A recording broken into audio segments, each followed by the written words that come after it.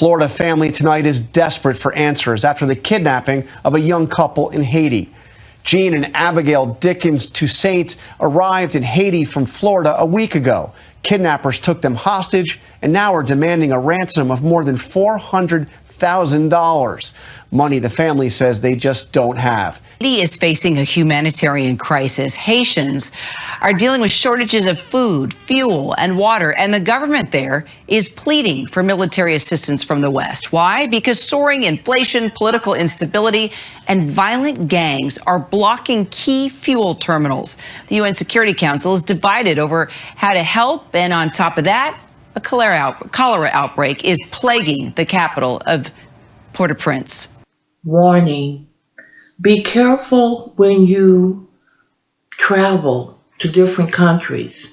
Make sure you go out there on the U.S. Embassy website, or you follow the news to see what's going on in these countries.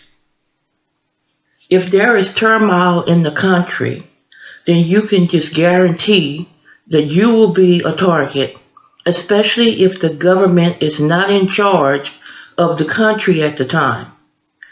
This couple traveled to Haiti in the middle of a situation where the Haitian president was shot and killed by gang members. The country right now, at the present moment, is ran by gang members. The government is not even protecting their own people. So why would you, as an American, want to go to a country where there is turmoil? Another thing to note, people around the world, for some reason, think that Americans have a lot of money automatically. So when you go to these third world countries or countries that's in turmoil with the gang members or the drug lords or whatever, you have a big old target on your head. You should not go to a poor country with your designer clothes on, with your jewelry flashing. You need to go to these countries and fit in with the people. And don't boast that you're from America. This is what you cannot do. There are several countries that I can tell you from the top of my head that I would not travel to right now. Haiti is number one, Mexico, Colombia, Dominican Republic, all these countries, even some parts of Africa and Somalia. It's just a whole bunch of countries, Brazil, that you should not be traveling to right now as an American. People are hungry. They're leaving their country to move to another country where they will be safe themselves. So now here you are, you're American, you think that you're going for a vacation and you're just going to go see a beautiful country, not realizing that you are walking into that chamber.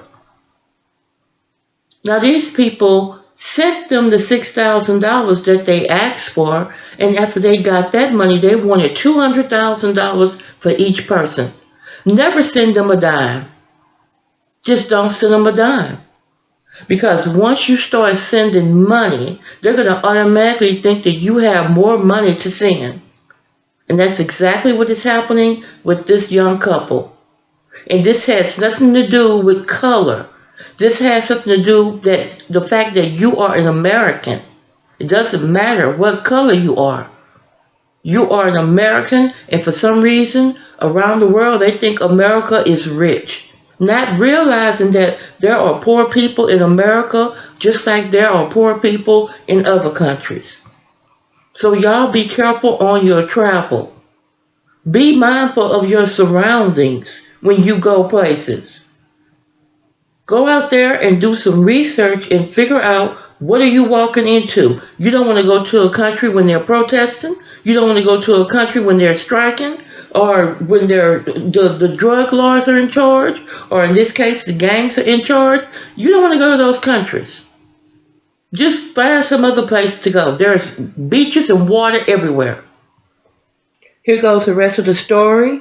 The world is evil. There are wicked and evil people running around rampant in this world, driven by the voice of Satan. So be careful out there. Welcome to Straddled Events.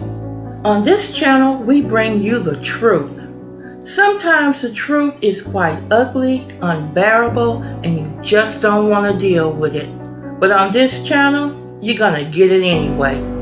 You are straddled the fence of good versus evil, right versus wrong. And on this channel, we're going to tell you to do better.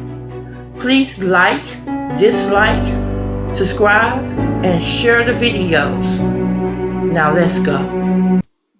This morning, a Florida family desperate for answers in the disappearance of Americans Jean-Dickens Toussaint and his wife Abigail, allegedly being held for ransom in Haiti. The couple flying from Fort Lauderdale to Port-au-Prince last Saturday. At about 9 a.m, Abigail sent this text to a family group chat with photos from the plane, writing, "We landed safely."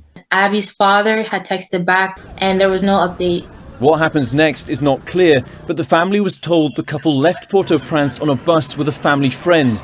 The bus then getting pulled over, the family says, by a local gang. They asked for the Americans on the bus to get off and their escort. The family says the kidnappers demanded a ransom of $6,000 for the couple's release. But after the family wired the money, they demanded more, $200,000 more. Money the family say they don't have. The family now working with the FBI and the US Embassy in Haiti to try and get answers and to get the couple home. The State Department telling ABC News, "We are aware of reports of 2 US citizens missing in Haiti," adding, "We work closely with local authorities as they carry out their search efforts." The family says they had been apprehensive about the trip amid the political unrest and gang violence in Haiti. The couple's 1-year-old son did not make the trip with his parents and is now with family in the US. Jean's niece and his sister praying for their safe return. We just miss them. We just miss them. We love them. We want them home. It's been a week since the couple went missing now, and you probably remember the 17 American missionaries who were also kidnapped back in 2021 by a gang in Haiti. Now, they eventually got free, and the Toussaint family are praying that they can get them home safely. Janae. So much turmoil there in Haiti. Patrick, thank you for that report. Our next guest, Jacqueline Charles, is a Caribbean correspondent for the Miami Herald, where she has reported on Haiti and the Caribbean for more than a decade now. Jacqueline, appreciate you being with us, appreciate your reporting. So what do you make of the state of the Haitian people right now? And how has it reached such an extreme point of desperation at this point? Well, this crisis did not start overnight. It has been, on a downslide, you can say, ever since the 2010 earthquake that killed over 300,000 Haitians. Instead of being a moment to turn the country around, what we've seen is just a country in turmoil. And today, as you explained, Haitians are desperate. The situation is dire. I've received reports from people saying, "Hey, we are dying here." The police have not been able to regain control of the main fuel terminal or any of the seaports. Roads are blocked. Drinking water has become scarce. And now we see cholera, not just in Haiti, but the Dominican Republic is now reporting their first case of cholera. So the question for a lot of people today is whether this crisis in Haiti is going to spill out into the region beyond the borders of just Haiti.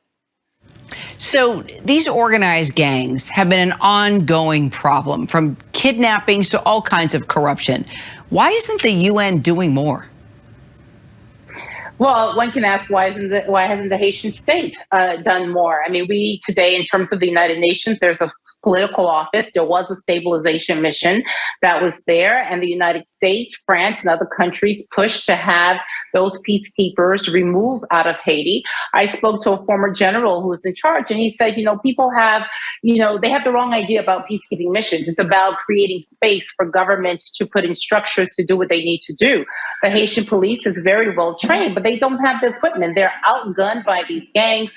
They need the structure. And we, the United States, we rebuilt this police force, after, another coup that occurred in this country. So, Haitians didn't get here by themselves. They had a lot of help from the international community. The question today is, how do they get out of this? And what is the best formula to help them, which has become a very divisive topic. Indeed. And in your reporting, you say that the U.S. is in support of the immediate deployment of a rapid action armed force to help the Haiti police take back control of the country's main fuel terminal now, along with seaports, roads. Do you think this would be enough? And would it help? Well, what I've been told is that, this just treats the symptom, but not the illness, because even after you take back control, which we believe, the international community really wants to take this country to an election. Remember that the president was assassinated last year. There's not a functioning parliament. There's not a functioning judiciary. There's very little, if anything, that is actually functioning in the country right now. So you still have to deal with the root causes of the violence, the root causes of the gangs. Why do they continue to rule and step into the political vacuum? And how do you give real breathing room to the people of Haiti? Because as I've said to people, the folks who are in Cité Soleil, which is a sprawling slum where cholera was detected, they don't have passports and visas. They don't get to go across the border to the Dominican Republic. They're literally stuck at where they are. You have over 2 million children who haven't been able to go to school because of the gang violence, because of the kidnappings. So what is the solution today? How do you get out of this? So some critics say that the U.S.-backed foreign intervention has led to the disaster there and what we're witnessing. Do you agree? It's not about for me to agree. I think that people really need to just look at the facts. I mean, no situation is going to be perfect. Today, you have a Haitian police force of 12,000 for a population of 12 million. It's obvious that the police cannot be in full charge of the security. They're overwhelmed. These gangs have AK-47s, other automatic machine weapons. The police, they don't have that. They barely have armored vehicles. So again, we have not heard from anyone, either those who are for and against, what is the solution? Because even if you have that armed force that goes in, works with the police, takes back control, that is just a temporary thing. How do you provide stability into this country that 36 years after the fall of dictatorship is still struggling with what we call democracy? Jacqueline Charles, appreciate your reporting. Appreciate